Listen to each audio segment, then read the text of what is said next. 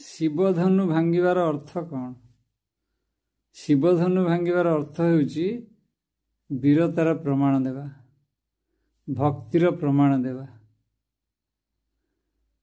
ତେଣୁ ଯେତେ ରାଜା ସବୁ ଆସିଥିଲେ ଶିବଧନୁ ଭାଙ୍ଗିବା ପାଇଁ, ସୀତାଙ୍କୁ ବିବାହ କରିବା ପାଇଁ, ସମସ୍ତେ ଫେଲ୍ ମାରିଗଲେ। ଏହାର ଅର୍ଥ ନୁହେଁ ସେମାନଙ୍କ ପାଖରେ ବୀରତା ନଥିଲା, ସାମର୍ଥ୍ୟ ନଥିଲା, କିନ୍ତୁ ସେମାନେ ସବୁ ବାସନାରେ ଜର୍ଜରିତ ଥିଲେ। କାମନା ବାସନାରେ ସେମାନେ ପ୍ରପୀଡ଼ିତ ଥିଲେ, ତେଣୁ ସେମାନେ ସମର୍ଥ ହେଲେ ନାହିଁ। ତେଣୁ ବାସ୍ତବରେ ଜିନିଷ କ'ଣ, ଘଟଣା କ'ଣ? ବାସ୍ତବରେ ଘଟଣା ହେଉଛି ରାମ ହେଉଛନ୍ତି ନାରାୟଣଙ୍କର ସ୍ୱରୂପ। ତେଣୁ ଲକ୍ଷ୍ମୀ ତ ସ୍ୱାଭାବିକ ଭାବରେ ସୀତା ନିଜେ, ତେଣୁ ତାଙ୍କ ମନରେ କୌଣସି ବାସନା ନାହିଁ। ସେ କେବଳ ଭକ୍ତିପୂର୍ଣ୍ଣ ଭାବରେ, ବୀରତା ଭାବରେ ଗୁରୁଙ୍କ ଆଜ୍ଞାରେ ଶିବଧନୁ ଉଠେଇଲେ। ସେମାନେ ଅନ୍ୟମାନେ ଶିବଧନୁ ଧରି ବି ପାରିଲେନି, ଉଠେଇ ବି ପାରିଲେନି,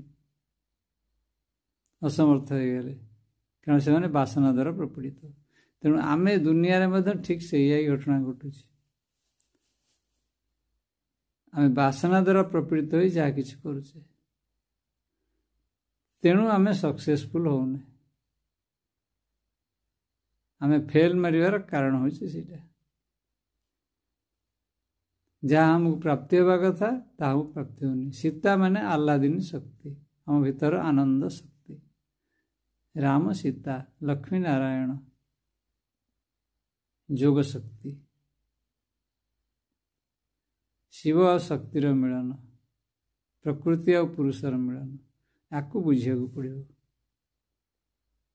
ତେଣୁ ଯଦି ଶାନ୍ତି ନାହିଁ ତାହେଲେ ଅଛି କ'ଣ? ତେଣୁ ସୀତା ହେଉଛନ୍ତି ଶାନ୍ତି ସ୍ୱରୂପା।